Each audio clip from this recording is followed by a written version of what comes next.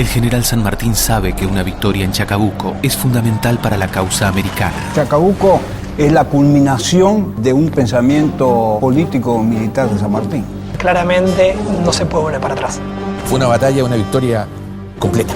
Después de Chacabuco, se acordó ofrecerle el cargo de director supremo, que San Martín rechazó. El jefe de Estado chileno debía ser un chileno y lo recomendó a O'Higgins. Se sintió sorprendido con esto porque él también quería ofrecerle a San Martín el gobierno de Chile. San Martín envía a Lima una delegación proponiendo la regularización de la guerra y el canje de prisioneros. La respuesta que obtiene es la noticia de que el virrey de la Pezuela ha ordenado una expedición para reconquistar Chile. 3.000 soldados realistas, al mando de Mariano Osorio, acaban de embarcarse hacia Talcahuano. El virreinato decide que tiene que dar la batalla en Chile para evitar la invasión al Perú.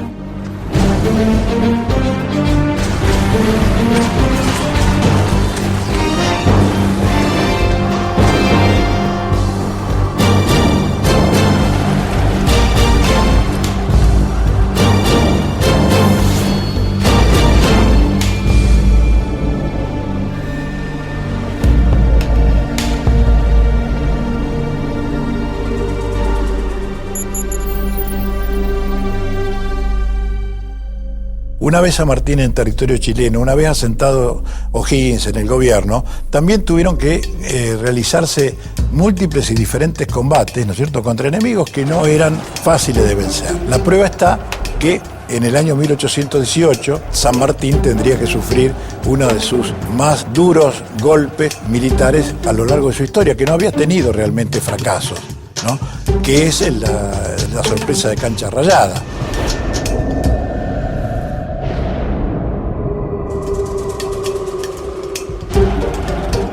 Después de la derrota de Chacabuco, la mayoría de ese ejército realista, la totalidad, se va en desbandada hacia el sur de Chile, se embarcan en buques realistas en el sur de Chile y se vuelven al Virreinato del Perú. Cuando llegan al Virreinato del Perú, ya estamos a mediados de 1817, el virrey del Perú, Joaquín de la Pezuela, les dice: no, acá no vengan, vuelvan y reconquisten el reino de Chile.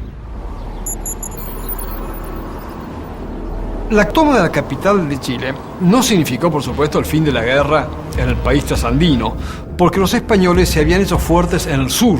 Por Talcahuano, un inmenso puerto, recibían auxilios desde Lima, por agua, que todavía no estaba dominada por la flota patriota. Talcahuano, 500 kilómetros al sur de Santiago, es el punto estratégico para cortar las comunicaciones y el abastecimiento de la resistencia española con la capital del virreinato en Lima. Bernardo O'Higgins dirige su tropa hacia allí y establece un sitio que dura varios meses. La fuerza patriota va a sitiar Talcahuano, va incluso a asaltar la plaza de Talcahuano en diciembre. El asalto va a fracasar con muchas pérdidas. Y va a llegar la información a Chile que ya viene una fuerza realista. Es decir, el virreinato decide que tiene que dar la batalla en Chile para evitar la invasión al Perú. Y esa fuerza llega a fines de diciembre y comienzos de enero a la zona general de Talcahuano. Cuando Osorio desembarca en el sur de Chile, arma el ejército realista que va a luchar primero en Cancha Rayada y luego en Maipú. La fuerza que acompaña a Osorio está compuesta por el Regimiento Infante Don Carlos, el Regimiento de Burgos y el Regimiento de Arequipa. En total, unidos a los soldados españoles existentes en Chile, conforman una fuerza de 5.000 hombres. Con este núcleo es con el que Osorio va a subir hacia la capital, es decir, va a subir en dirección a Santiago para intentar recuperar lo que se había perdido en Chacabuco.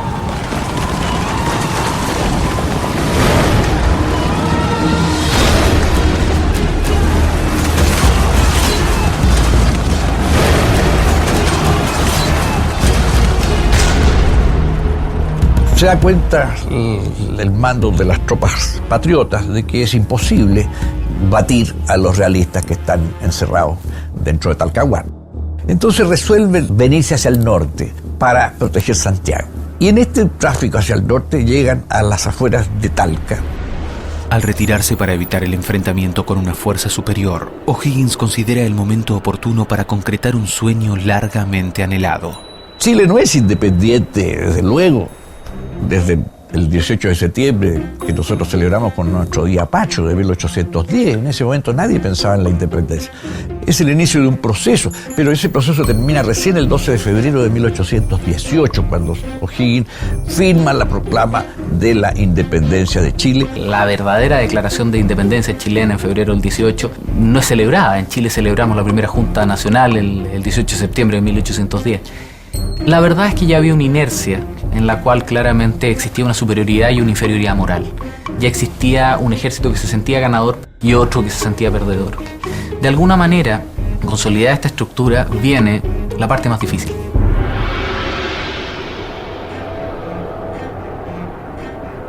El 12 de febrero de 1818, primer aniversario de la batalla de Chacabuco, el director supremo Bernardo O'Higgins proclama la independencia en Talca.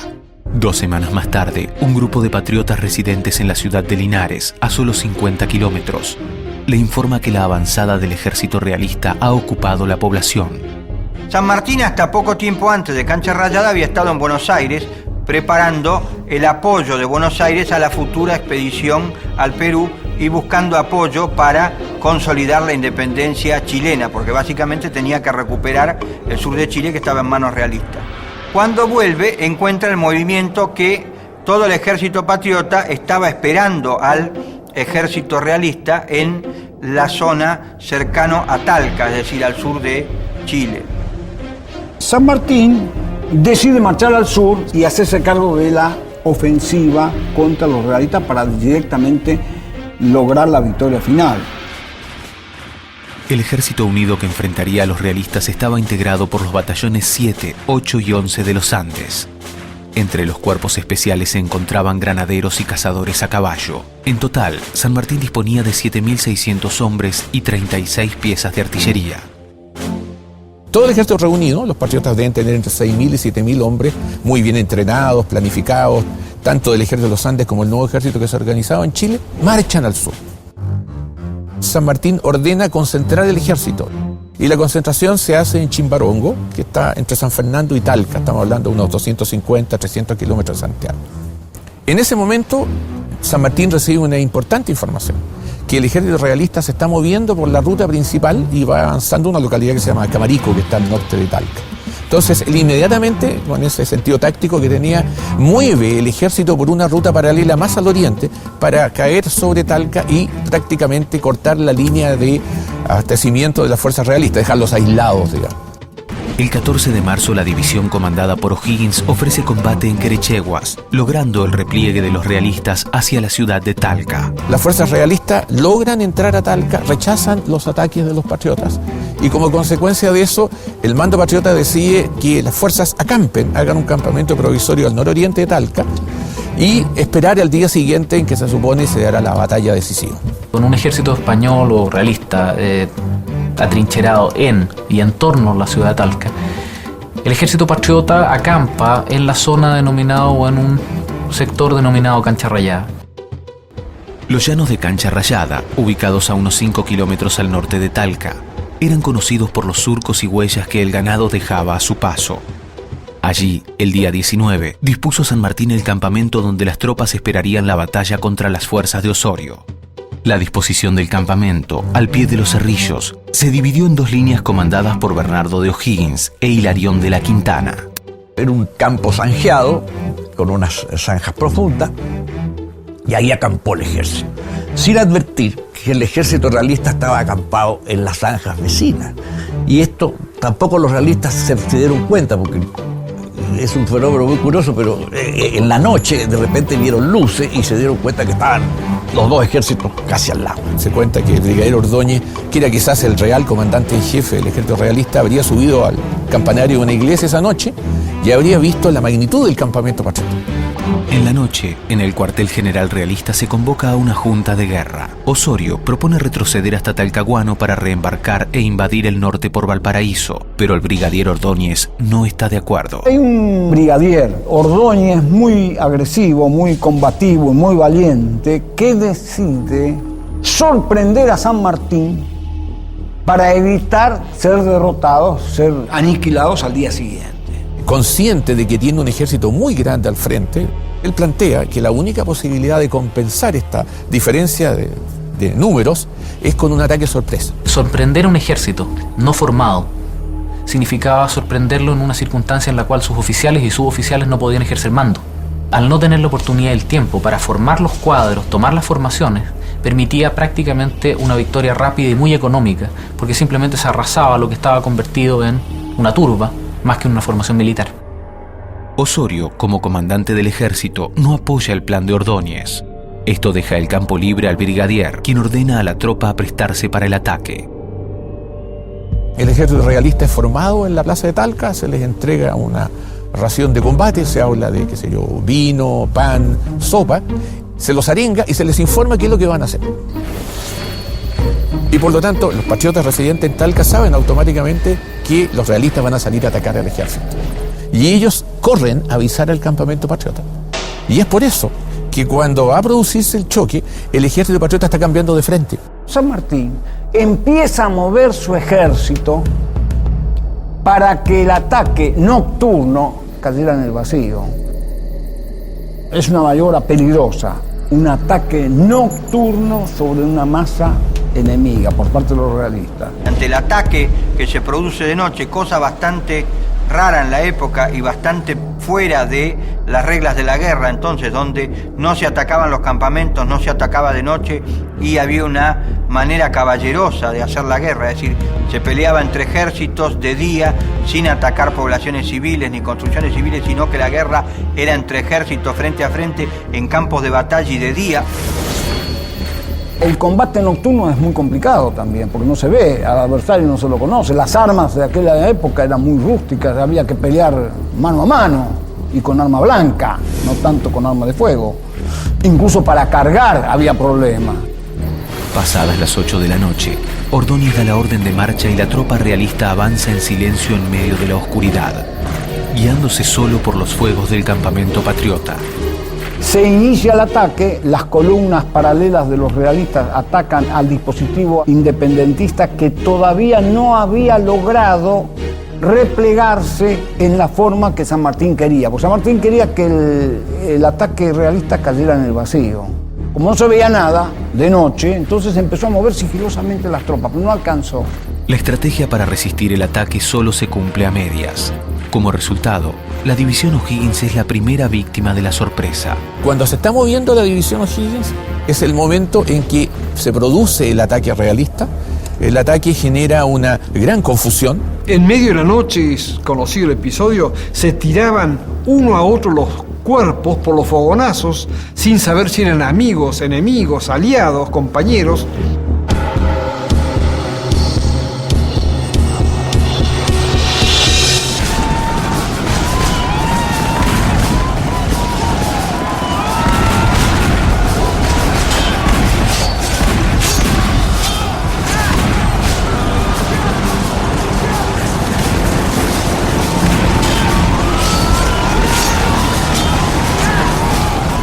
Ante la oscuridad de la noche, el avance del ejército realista sobre lo que es un campamento y la dispersión que se produce hace que todo sea confusión, de un bando y del otro.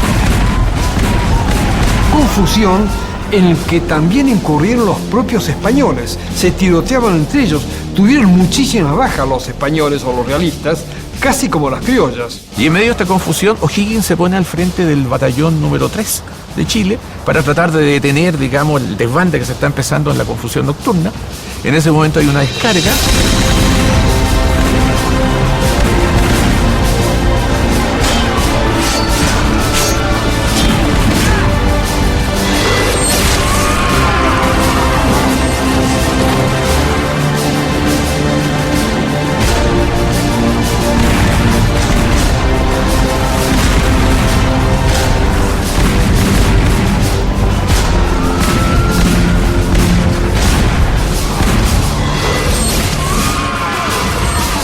Parte del dispositivo patriota fue arrollado y empujado por los realistas, que también perdieron mucha gente. Y los realistas, en su movimiento, al tomar el campamento y capturar la artillería y el campamento patriota, creen que han derrotado al ejército patriota y lo han dispersado. Por esa razón no se ocupan de afirmar su victoria porque la creen absoluta. O'Higgins y San Martín están ciertos de que La patria se pierde, no hay quien salve esta situación y se dirigen hacia el norte. Y avanzan desde Talca hasta San Fernando, donde se protegen allí con muy pocas personas y pensando que la patria está perdida. Con los restos del batallón cubriendo la retirada, el ejército patriota se empieza a replegar. Pero obviamente en la confusión el ganado se pierde, la artillería de los Andes en gran parte tiene que ser abandonada y el ejército desaparece en la noche. Y ese es el momento de las Heras. Auxiliando a San Martín desde la misma creación del Ejército de los Andes, Juan Gregorio de las Heras es uno de los generales en jefe que mayor mérito demostraría en la campaña de la liberación chilena. Comandando una de las columnas principales durante el cruce, participó en los primeros combates y se destacó luego en Chacabuco a las órdenes de Soler. Viendo el escándalo que había, los tiroteos, y que no se sabía quiénes eran amigos y dónde estaban los enemigos, muy prudentemente el coronel Las Heras preservó a toda la división y la retiró, como dicen los paisanos, de sencillar hasta que aclare. Y si bien las pérdidas y las bajas patriotas son superiores a las realistas, se logra mantener la coherencia de un ejército que faculta un contraataque con la división, con la formación de Las Heras, y de esa manera lograr mantener el campo y prevenir lo que podría perfectamente haber sido la aniquilación del ejército patriota, haber sido sorprendido en las circunstancias que Osorio esperaba.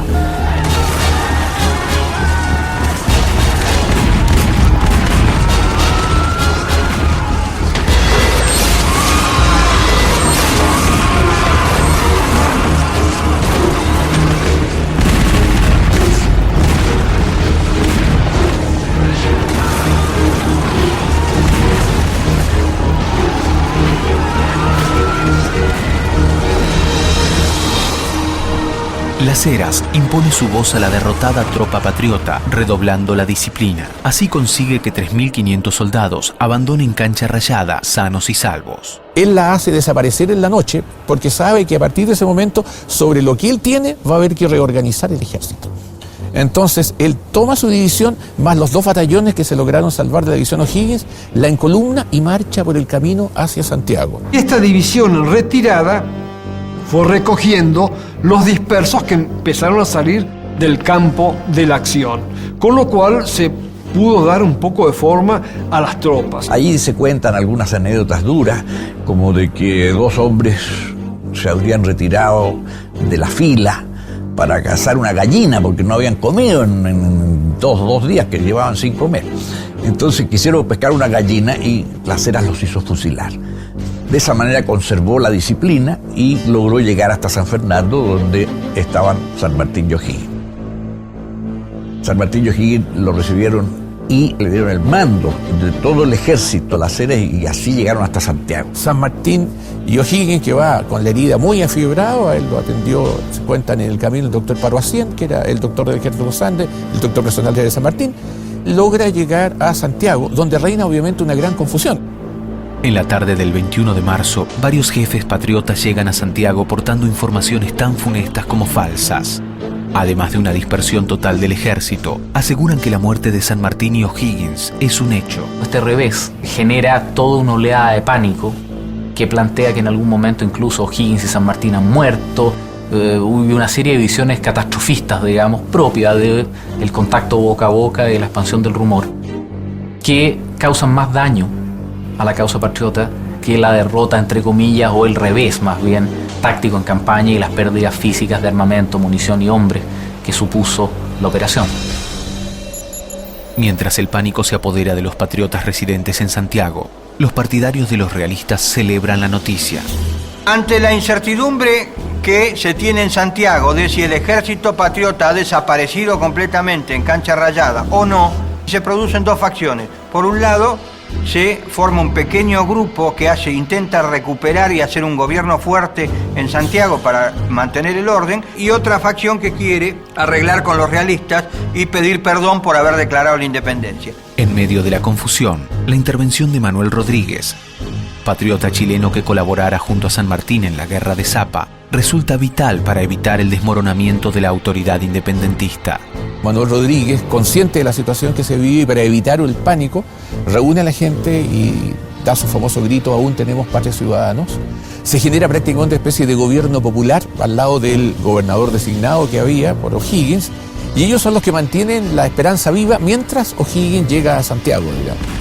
Se considera perdido el ejército unido argentino-chileno y hubo quienes empezaron a escribir cartas para acomodarse con las autoridades realistas, que San Martín tuvo la grandeza de alma de quemarlas para no tomar venganza. Las cartas dirigidas a las autoridades realistas fueron confiscadas y entregadas a San Martín.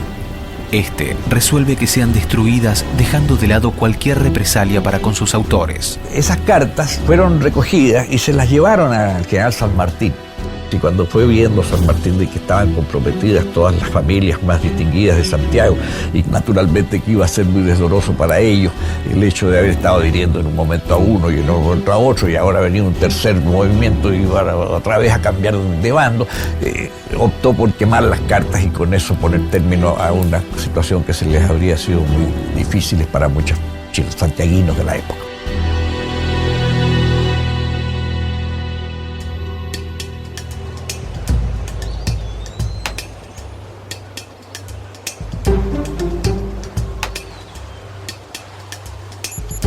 Un cancha rayada completo, un cancha rayada llevado al extremo, un cancha rayada con un poco más de suerte para Osorio o de mala suerte para los patriotas, habría podido concluir efectivamente con una catástrofe, más que por la derrota efectiva por este rumor.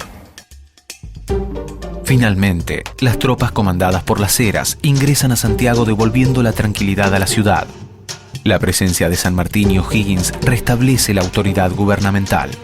Esta incertidumbre en Santiago dura hasta que aparece, varios días después, un par de días después de Cancha Rayada, Las Heras con la parte del ejército que ha podido rescatar. Cuando llegó San Martín a Santiago, infundió más confianza a la población, también estaba vivo O'Higgins, y no perdió la calma ni se abatió el espíritu de San Martín, siempre muy alto. Es un episodio histórico en que le pregunta al capitán Luis Beltrán, jefe de la maestranza: Beltrán, ¿cómo estamos de municiones? Hasta el techo, señor general. Y a Beltrán no le quedaba ni un cartucho ni una bala. ¿Qué es lo que pierde el ejército patriota en Cancha Rayada? Básicamente, un par de unidades se pierden, hay mucha cantidad de dispersos, muchos se logran rescatar, pero la mayoría de los dispersos se pierden, pero básicamente lo que se pierde es toda la artillería, es decir, todos los elementos de campamento y todo lo que estaba acampado en Cancha Rayada, los patriotas lo pierden. Aunque no existe un parte fiel, las pérdidas patriotas en Cancha Rayada se elevaron a 120 muertos, además de un número importante de soldados dispersos y prisioneros, 22 piezas de artillería y todo el parque que constituía el arsenal. El detalle curioso en todos estos hechos es la inactividad realista. Los realistas no siguieron inmediatamente la persecución, hay constancia que llegaron hasta el Maule, vieron más o menos y de haber pensado el ejército patriota ya está destruido. Por lo tanto, se reorganizaron y marcharon a Santiago, pero sin prisa. Y esa lentitud de los realistas, porque creen que llevan las de ganar, es la que va a favorecer la siguiente maniobra de San Martín, que ha empezado con recuperar y rescatar y salvar del campo de Cancha Rayada parte del ejército, reconcentrarlo en las afueras de Santiago para dar la batalla final. Se empieza una reorganización, hay que pensar que Cancha Rayada es el día 19 y Maipú el día 5. Por lo tanto, hay menos de 2 semanas para poder reorganizar el ejército, instruirlo, capacitarlo, preparar, recuperar. Incluso hay hasta detalle simpático. Se sabe, por ejemplo, que el ejército hacía las campañas de verano con pantalón blanco en esa época, porque era más delgado. Pero todos los pantalones blancos se habrían perdido en Cancha Rayada, y por eso las descripciones en la batalla de Maipú, todo el ejército patriota está de pantalón azul. Es decir, estaba en pantalón de invierno. Es decir, con lo que había. Buscando anticipar los rumores que pueden provocar más daño que la propia derrota, San Martín le escribe rápidamente a Pueyrredón para informarle sobre lo sucedido. Acampado el ejército de mi mando en las inmediaciones de Talca, fue batido por el enemigo y sufrió una dispersión casi general que me obligó a retirarme. Me hallo reuniendo la tropa con feliz resultado, pues cuento ya 4.000 hombres desde Curicó a Pelequén. Espero muy luego juntar toda la fuerza y seguir mi retirada hasta Rancagua. La campaña de cancha rayada, por decirlo de alguna manera, que llevan adelante los realistas, parece una victoria a ellos, porque al tomar el campamento, los bagajes, las cosas de Estado Mayor, un par de banderas y toda la artillería, ellos creen que han derrotado al ejército patriota y piensan que, como había pasado antes en 1814, los patriotas dispersos iban a cruzar de vuelta la cordillera a Mendoza y ellos iban a poder recuperar todo el dominio de Chile nuevamente. La diferencia es que ahora San Martín los reagrupa, Las Heras los reagrupa por orden de San Martín y le van a volver a presentar batalla. Este ejército bisoño, formado el verano anterior, ya va convirtiéndose en una máquina militar más formal. Lo que nuevamente nos recuerda que un ejército es un ente social dinámico. Un ejército no es una sumatoria material, sino que se trataba de un grupo de personas que van evolucionando en su relación de equipo y en su relación de grupo, incrementando o disminuyendo la confianza en sus líderes, en sus compañeros, estando más o menos de acuerdo con la causa por la cual luchan.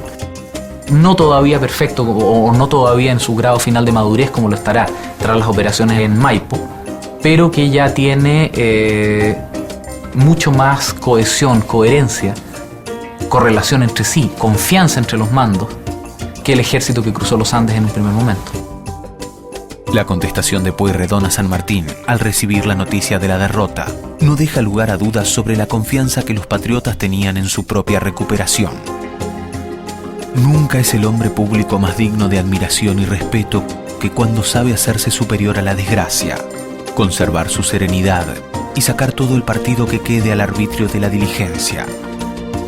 Una dispersión es un suceso muy común, y la que hemos padecido cerca de Talca será reparada en muy poco tiempo.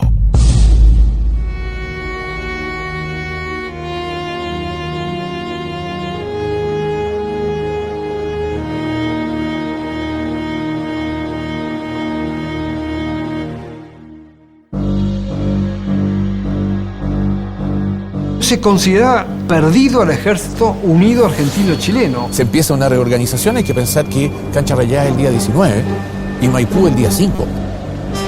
Osorio va a subir para tratar de recuperar Santiago. Va a dar una batalla en que él está atacando, pero con mentalidad defensiva. Ordóñez lanza un contraataque que detiene el ataque de la izquierda patriota. El ejército realista, entre la 1 y la 1:30 de la tarde, tuvo la victoria en las manos.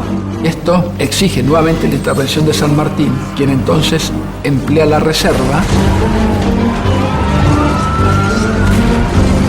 El que el ejército patriota tenga reserva es lo que salva la situación, porque automáticamente hay reemplazo. O'Higgins se precipitó al campo de batalla y le hice la frase consagratoria: Gloria al Salvador de Chile. La batalla en general tuvo muchísimas bajas, el ejército realista prácticamente se desapareció. Muchos que no figuran a lo mejor en el parte de batalla como muertos, sin duda morían como consecuencia de las heridas. Hemos conseguido el objetivo que estábamos buscando. Construimos una magnífica máquina de guerra y lo acabamos de completar.